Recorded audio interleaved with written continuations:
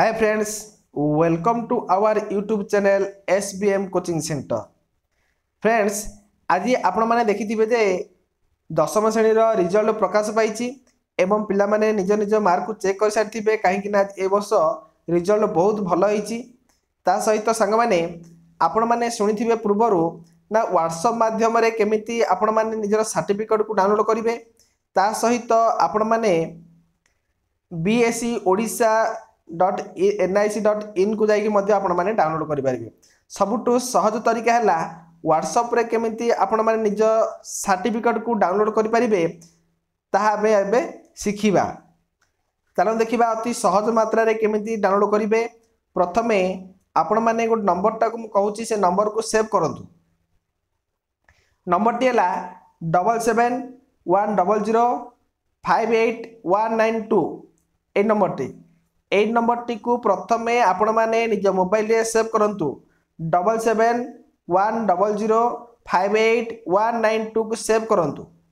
Save करि सारला परे आपण माने WhatsApp को जिबे।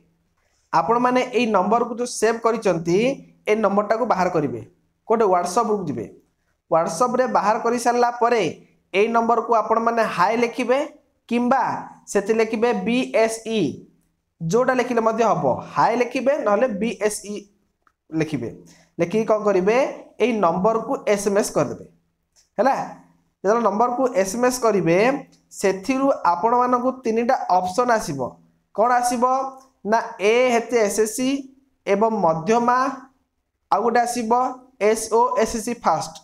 ए तीनटा ऑप्शन ए नंबर तरफ आसीबो। सेथिरे आपण कोन करिवे से ऑप्शन मानक मध्यरु आपण AHSC को सिलेक्शन करिवे एवं सेटा को क्लिक करिवे। क्लिक करि सारला परे 4 नंबर रे आपण को कोन करहबो क्लिक करि सारला परे तापरे कोन करिवे सेटा ऑप्शन आसीबो। एहा परे निजर दशम परीक्षा देइथिबा रोल नंबर को सठिक भाबे देबा को पड़िबो।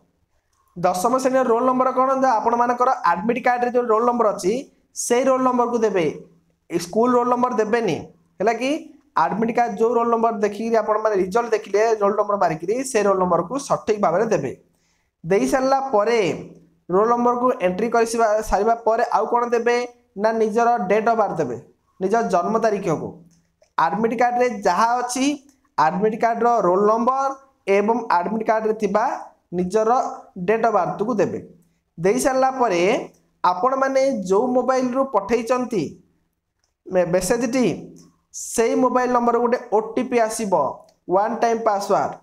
एही OTP आसीबो। OTP डा कोन करिवे सेथिरे किछ जागा अछि खाली जो आपण माने जो लेखिथिले सेथिरे OTP मागिबो। OTP नंबर देबा पई किछ जागा थिबो सेथिरे आपण माने OTP को आपण को जो मोबाइल को मेसेज आस्तिबो सेटा को देबे। देई सारला परे आपण मानकु कोन करिवो आपण माने संगे संगे गोटे डिजिटल PDF सर्टिफिकेट दिया दिबो।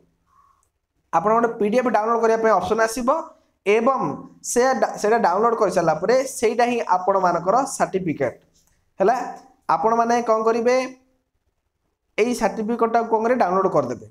डाउनलोड करिवे केते दिन मध्य रे एमिति करि परिबे ना 7 दिन मध्य रे संग माने एमिति करि परिबे डाउनलोड करि परिबे कि 7 दिन परे आउ डाउनलोड करि परिबे नाही। जदि डाउनलोड करिवे 7 दिन परे तार्थ आपण मानकु 500 टंका फीस देबा को पड़िबो। वर्तमान 7 दिन मध्य रे आपण माने करि परिबे केते थर परिबे किंतु 7 दिन परे 7 दिन भितरे करि परिबे। 7 दिन परे आपण मानकु 500 टंका देबा को हबो एवं सर्टिफिकेट तो डाउनलोड हे दिबो PDF टी आपण माने निजर कोनोसी दुकान को जिबे जाई कोन करिवे A4 साइज रो गोटे प्रिंट बाहर करिवे प्रिंट लागी एवं आपण एटा को पाखरे रखिथिबे।